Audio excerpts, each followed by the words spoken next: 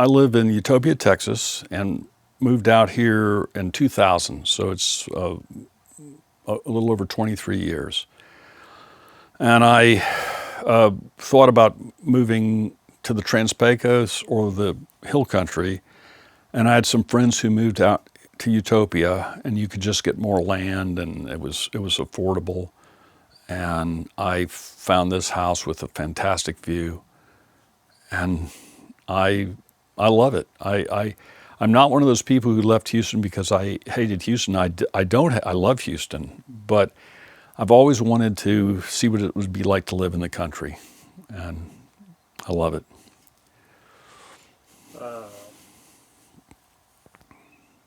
I'm out here capturing you painting. What is your profession? How do you make a living? What is your job description? Well, I've always been an artist, a painter, and I started when I was a boy. But I think my first tax return that listed me as a self-employed artist was probably about 76. And so I've been at it for, 50 years. And, very, very fortunate to be able to do something I love.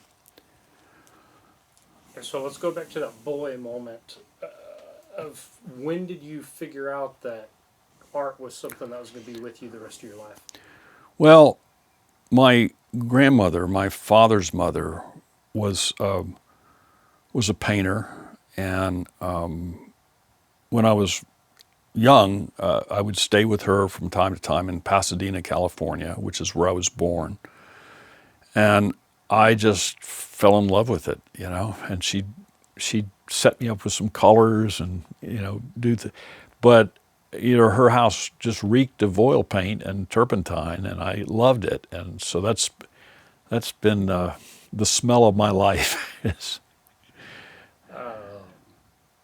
Well, we're here in your studio. You said that you bought the house here for the view, but how have you set up and built out your studio here? And what is some of the elements that you need in your studio to be successful or to get you to do what you are looking to do? I had a house in Houston that was paid for that I'd lived there 18 years, and I had a huge studio. It was 20 by 36 feet. It was 14-foot ceilings and skylights, and it was a very nice studio. But Houston heat, very hard to keep it cool in the summer.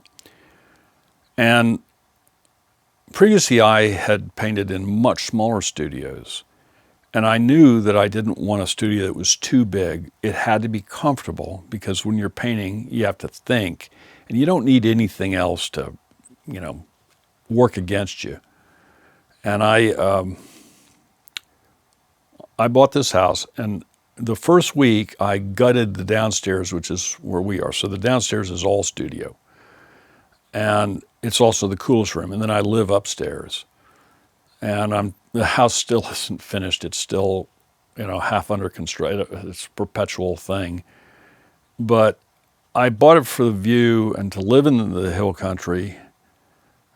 And, but yeah, it started with my grandmother, but then when my parents moved to Houston, I had a couple of private teachers, and this one teacher, his name was Bill Zahner, very, very good friend, and almost a surrogate father. And he took me under wing, and we would travel everywhere. We would go off painting, and there were a couple of other artists and we would go as a group and workshops, and then he tapped me to help him as he got older, to help him with his workshops. So we did that for a few years. So I learned an awful lot from Bill Zahner, just in pushing paint around and painting outside. And can you tell me a little bit about your process of what you go through to get from? Yeah, so my process, the way I begin a painting, And sometimes it's not just the idea of a painting, but maybe an area, if it's a ranch or if it's something in Big Bend.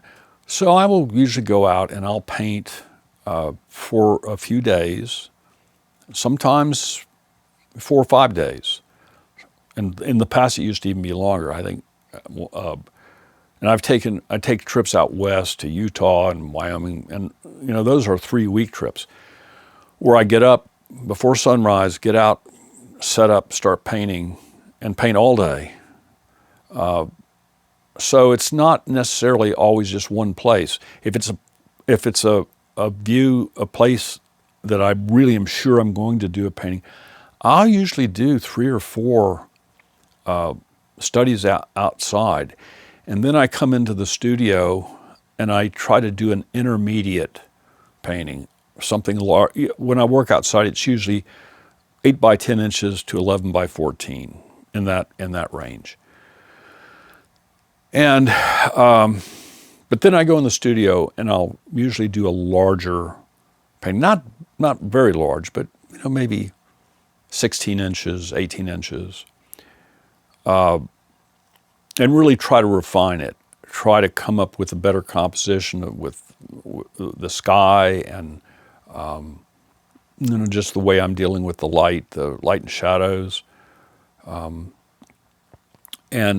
then I begin the large painting, which is what we did today. And then I usually just block it in with very thin paint, sketch it out, block it in, let that dry. And then I'll come back in the studio later and I'll start using much heavier paint and refine it and fill it all in with thicker, nicer paint. But that's sort of my process. And then, that second day where I block it in with heavier paint, let that dry.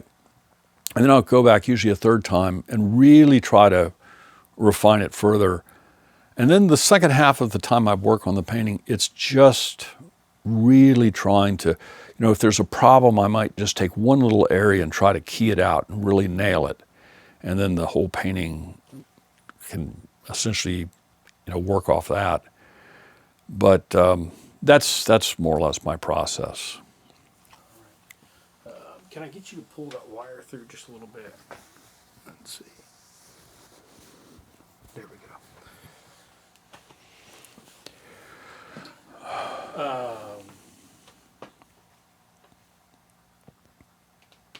Have you shown at the Art Museum before in Corpus Christi? No, I've not shown at the museum in Corpus.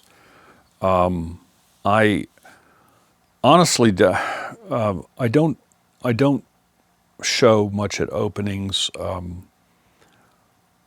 I was with the gallery for 26 years, Harris Gallery in Houston, and we would have shows every now and then. But having a show, it's a lot of extra work, and I'm not, I don't hate it, but it's very difficult for me. When you got all kinds of people talking to you every, it's overwhelming to me sometimes. And I live a very solitary existence. I think that's a hard thing for a lot of artists or writers or anyone who has a profession that requires them to be comfortable with themselves for an entire day without, being around other people.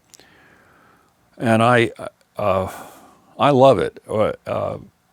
I think when you get out of school, I have artist friends who just couldn't handle it, and they ended up teaching or doing something else. But I knew I wanted to do this, and so openings that's the hardest thing for me. I like people, and I have a lot of friends, and I love getting together with people, but openings are a stressful night.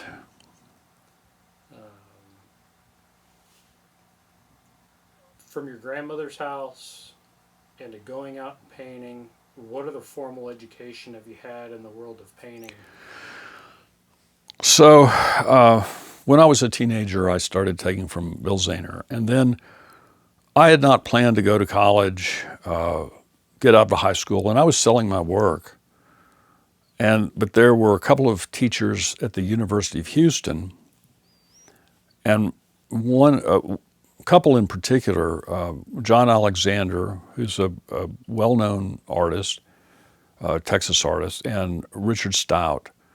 I wanted to take classes, but then of course, I needed some prerequisites and had to take like beginning drawing and all that. And they were really kind to me. They allowed me to audit their classes, but I wanted to get into the whole senior block and all that. And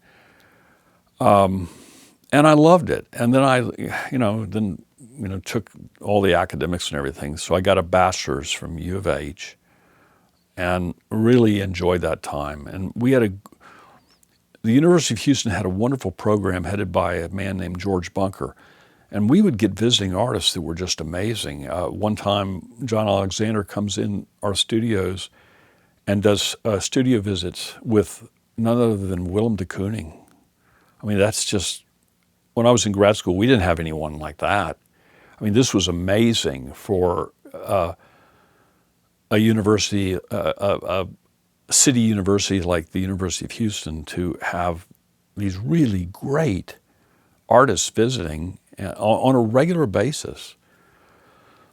So it was, and I was encouraged by a couple of my faculty to apply to Yale. And I visited a couple of schools, visited Yale, applied, and it was a huge deal because they had a lot of people applying. It's very expensive. I had to send a crate of paintings up there. Then I had to fly up there for an interview with about a maybe 10% chance I can't remember how many people they had come for interviews, but it was a small incoming class each year. So I went to Yale for grad school, and that was a good experience. A lot of my classmates, most people who go to grad school for art do so because they want a good teaching job. And that really wasn't, I didn't want that. I thought I might benefit by a bit more of a formal education, and I had great teachers, and they would take me over to the British Museum in New Haven and to the Yale Art Museum, and we'd talk about paintings, and so it was a really, it was a good time. And then when I got out of grad school, I moved back to Houston. I had, by that time, a pretty established market, and been doing that ever since. I like you're the only member in the show that is a full-time artist. How has it been going through the years supporting yourself by painting? Well, I've been painting for a long time, and there have been tough years. I think back in the mid-'80s, with the SNL bailouts and all, I mean, there were really hard times. But I've managed to continue, and I think by the time I moved out here, it's been great. I don't need a lot of money, but I make enough to pay my bills and keep me in canvas. And it's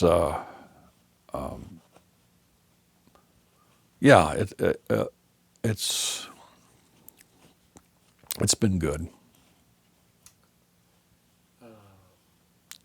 A lot of your work kind of centers around the Trans-Pecos area and Big Bend. What is it about Big Bend that draws you back time and time again? Well, the first time I went to Big Bend, it was about 1972, was with Bill Zahner, and he loved it. And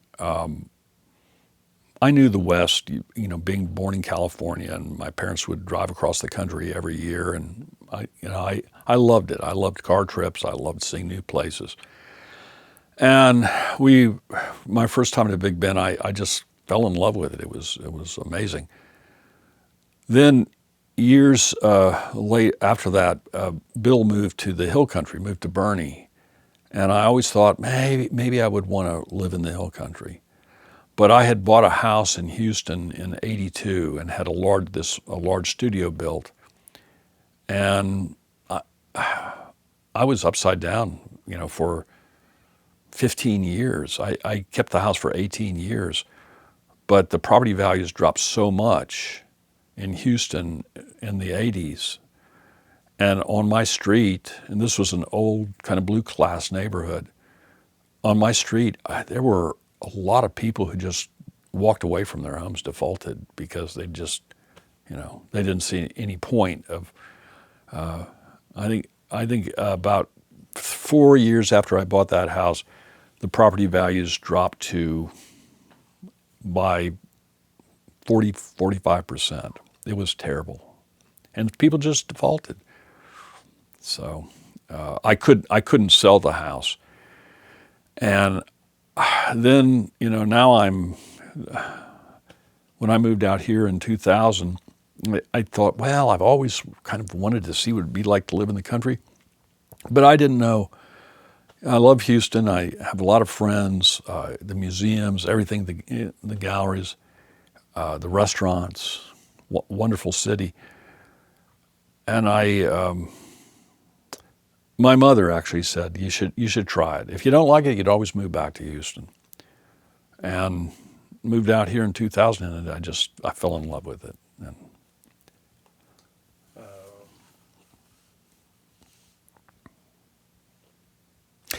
I can talk about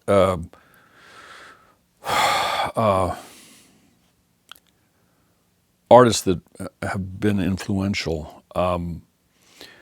When I was at the University of Houston, I became, mainly because of Richard Stout, really interested in the German Romantic painters like Caspar David Friedrich. And Richard he helped me apply for a travel grant through the Brown Foundation at through the Museum of Fine Arts in Houston. And I got a travel grant that was generous enough that allowed me 2 trips to travel to Germany to see these German Romantic painters in person. I mean, to see their work, and these are 19th century painters. And most of them are not, they're not accessible in this country. In fact, there's a huge show this year traveling around Germany of Caspar David Friedrich. And it's some anniversary of his birth or death, something like that. And I really wanted to see these paintings. He was certainly someone that I looked at landscape in a different way, through different eyes. And some of that inclination toward romanticism, I think is still in my work, but I don't know, in more recent years, I look at all kinds of other painters. One of our teachers when I was in graduate school was Rackstraw Downs. Now, he couldn't be more different than someone like Caspar David Friedrich. He deals with perspectival aspects of the way you see landscape, and a great painter. And then, I also have been influenced by abstract painters, and we had a pretty good collection in Houston. But that travel grant allowed me to travel across Europe and go to the Louvre and go to museums all over Florence and Milan, everything in Germany, from Hamburg, Berlin. I think my first trip there, I spent about 3 weeks in Berlin, and I really, it was great. And that was before graduate school. What's the value in finally seeing the artwork hanging as opposed to just seeing it in a book? I think in the case well, I think the value of seeing someone like Caspar David Friedrich in person, it's kind of like this is true about a lot of artists. I mean, I love Monet, and a few years ago, the Museum of Fine Arts had a Monet on the Seine, and it was a wonderful show. And there is just nothing quite like seeing those paintings in person and seeing how he applied the paint. Caspar David Friedrich applied paint in a very deft way. Some might even say sort of naive. I mean, certainly not painterly in the way we think of Manet or Impressionist painters, or certainly someone like John Singer Sargent. But there's a deftness and a silence to. Caspar David Friedrich was essentially a Christian iconographer. I mean, he was devout, and he was very popular in his time. Goethe wanted to commission him to do a series of cloud paintings, and he declined because he was so philosophically opposed to anything Goethe was about. But when you see one of his paintings, there is this. It's hard. Well, I mean, the term "frozen music" has been used, but it's almost you see it, and there's this reverence that you can't help but experience when you stand in front of these paintings. They're really remarkable in a totally different way from the kind of retinal painting that the Impressionists did, or I in more recent years I've become I'm in wonder of Sargent, who is not one of my favorite painters. His portraits, great watercolors. But I saw a show with some of his later paintings that he did in British Columbia, in the Northern Rockies, and they're so gutsy and I mean the opposite of Caspar David Friedrich, but I love them, and I try to get some of that in my work too. So, when you go out to do your studies, you're going out in nature, sometimes long hikes or distance away from things. What are essential things that you take with you to be able to do what you need to do out there? I have a French easel half box. It's not like the French easels that a lot of people have. It's only about that wide, and they also call it a backpacker's easel.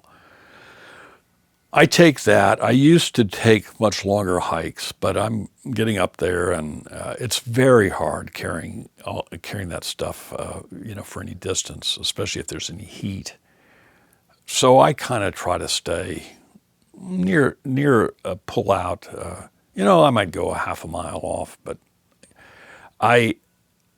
to take it miles off the road, it's pretty tough.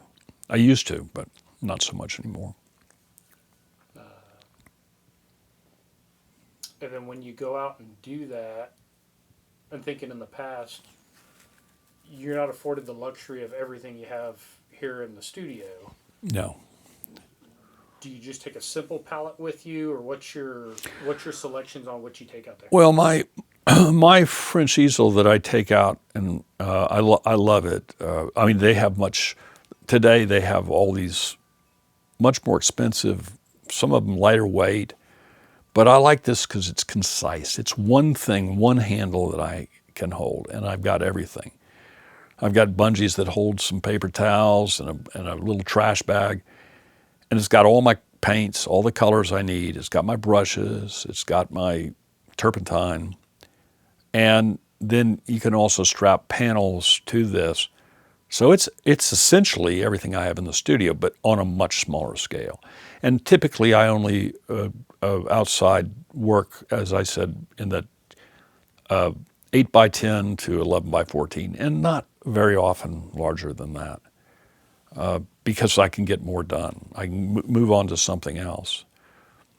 I mean, some days I think I've done as many as 5 or 6 in a day, and that's a very exhausting. I typically don't do that many, but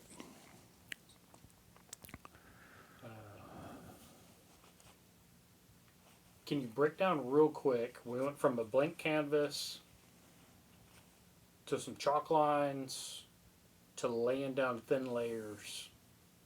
Can you run us through that real quick? Of starting. yes.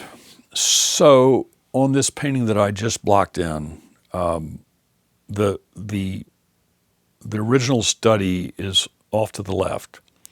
And what I did, what I almost always do, is I break the painting up into quadrants and pop chalk lines.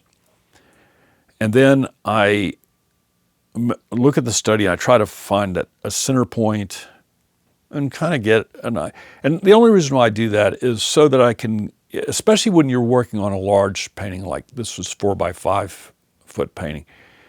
When you're working on a large painting, and I can do it without,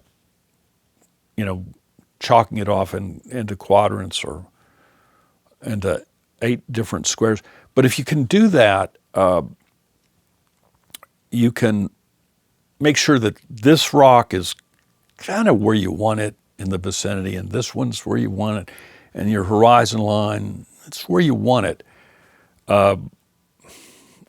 When I was much younger and trying to draw it out, especially, from something like as specific as that study, you find yourself getting that horizon and this rock is way over to the left. And now you've got this problem of you've got all this area on the right that's not filled up because you've got everything wrong. That's why I pop those chalk lines, just to very quickly get my bearings.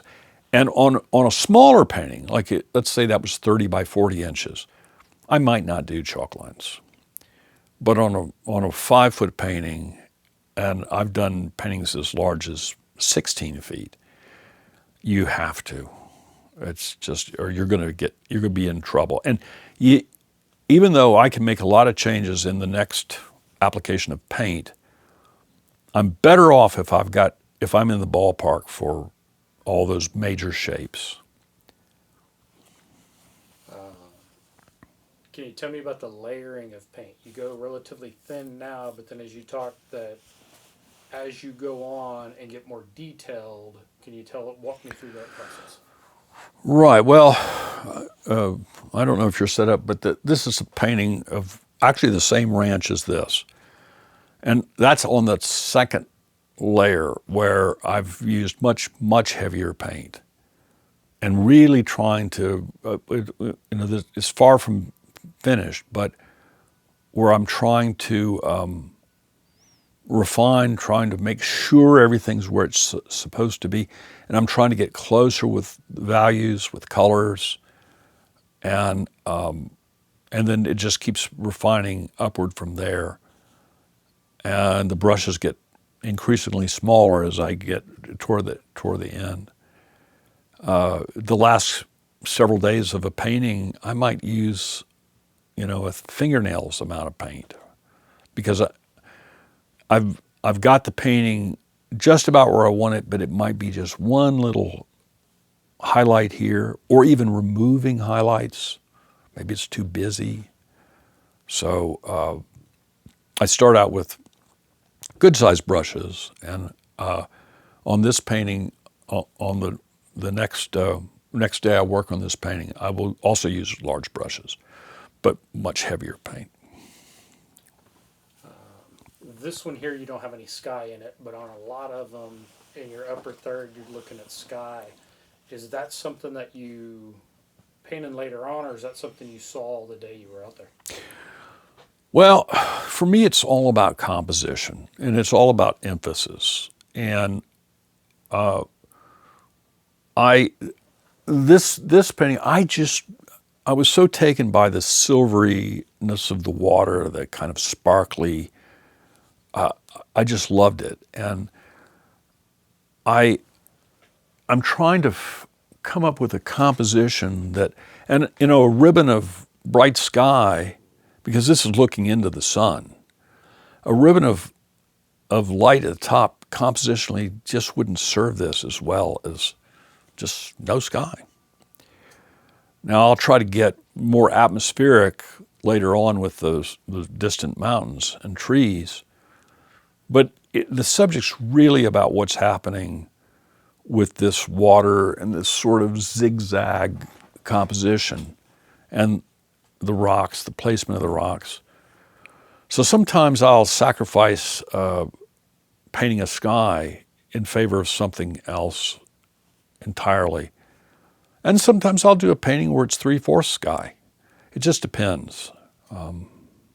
But ultimately, whether I have, 2/3 of the painting sky or no sky, ultimately I'm looking for an interesting composition. And that's kind of, and a composition, not just formal, but a composition that is reflective of what it is I'm trying to portray in this painting. And in this case, it's that sparkly zigzag of water. Backlit. Everything's backlit. See the rims around the rocks, and that'll be great fun getting into that. That's where it really gets fun is. But I've kind of got an idea of it right now. I know you told me earlier, but it was before we had the video running. When you're working on large pieces like this, what type of time frame do you average on getting a piece like this from start to finish? On a painting this size, it's typically between 1 and 2 weeks. Now, that's not painting every day because I'll probably work on it, and I might not work on this painting again, for a week. But then I'll go back and I'll spend a really long day getting in with heavier paint and refining shapes. But I would say on average for a 4x5, it's let's say between a week and a half and 2 weeks. It could be 3 weeks. It could be a week, but typically a week and a half to 2 weeks. And then here in the studio, you're in your own home. What is like on an average day when you're coming down to work? When's your start time? When's your stop? What's your typical day like? I used to paint at night, and I don't anymore. I want the natural light as much as possible. Today's a dark day, so I have some artificial lights. But I like to get in the studio in the morning, usually around 9. Sometimes I'll get in the studio at 8, sometimes 9:30, but somewhere in there. And then I work through the day. I might take 15 minutes off for lunch. And a lot of coffee breaks, getting back, looking at what I'm doing. As the painting is coming to a finish, I might spend more time looking at it than actually painting on it. But I typically work until mid-afternoon, usually 3:30, 4 o'clock. So it's, 7-hour days. But between 6 and 8, some days I'll work over 8 hours. But typically I'd say it's closer to 7 hours.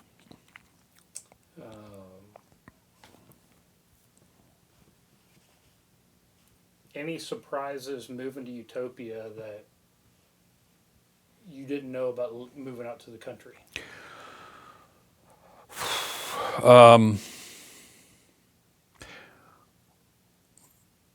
Since I've moved out here, I wouldn't say there have been any surprises that were negative. Mostly it's positive. There are some, living in the country, it's difficult if you need to go to a doctor or have your car repaired. Instead of, if you live in a big city, that's something where you can still have half a day. You could still get work done. Out here, if I have to go into San Antonio for a doctor's visit, it's going to be the day. And that's I wouldn't say that was a surprise. I expected that. But there are times when there are really big inconveniences. But most of the surprises I've experienced since I moved out here have been nothing but positive. I live 15 minutes from Garner State Park. I can, at the end of the day, I can just take my paints and just go over there for a couple of hours and, you know, set up and knock a little painting out. And, you know, it's a beautiful area. I live in the Savinol Valley. I live on a ridge that overlooks Utopia, overlooks the Savinol Valley. But there are lots of beautiful streams and rivers. The Frio, which goes through Garner. I spend a lot of time north of Garner in the Upper Frio. I have a friend who has a property up there, and it's just fantastic. And then there's the Nueces, and you know, just great little rivers going through the hill country. And I've traveled a lot in the Southwest, and I've never found anything quite like it. And part of it is the white limestone rocks, and the water is so clear, and you get these beautiful green hues to the water, not from algae, but just the refraction of the water, or of the light through the water hitting that limestone. And it is, I love those light rocks. When I go to Colorado and paint, and the rock is darker, you know, granite or basalt, I mean, it has its own, but there's just something about this white limestone that's like a beautiful marble sculpture. It's the way the light has, the cools in the shadows, and, you know, reflected light from the water hitting the underside of a rock. It's just a really beautiful subject.